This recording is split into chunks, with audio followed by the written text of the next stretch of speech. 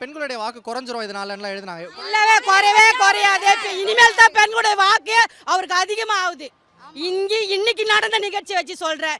இன்னைக்கு நடந்த நிகழ்ச்சி வச்சு அவருக்கு எல்லாருடைய பெண்கள் ஓட்டு அவருக்கு தான் விழும். மு.க. ஸ்டாலின் 1000 ரூபாயில 10,000 கொடுத்தா கூட நாங்க அவருக்கு ஓட்டு போட மாட்டோம். விஜய்க்கு தான் போடுவோம். தளபதி ஆட்சியில உட்கார வைக்க போறதே பெண்கள் தான். ஆமா பெண்கள் தான் ஓட்டு போட்டு அவர் உட்கார வைக்க போறோம். ஆண்கள் போறாங்களோ இல்லையா, 60 வயசுக்கு மேல சொன்னாங்க நாங்க கேள்வி மனசை கூட மாத்திடுவோம்.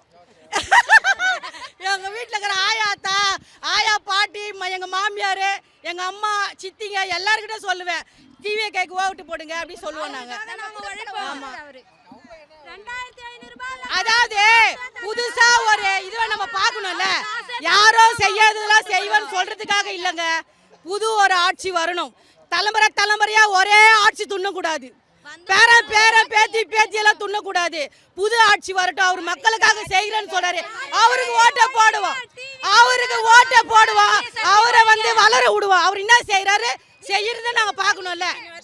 எல்லாருக்கும் சான்ஸ் கொடுத்தோம், அவருக்கும் சான்ஸ் கொடுக்குறோம். அவ்வளவு கோடி கணக்குல விட்டு வந்திருக்காருன்னா அப்புறம் நாங்க ஒரு ஓட்டு போட்டு கோடி கணக்குல அவருக்கு கிடைக்கும். ஏன் விட்டுட்டு வந்தாரு?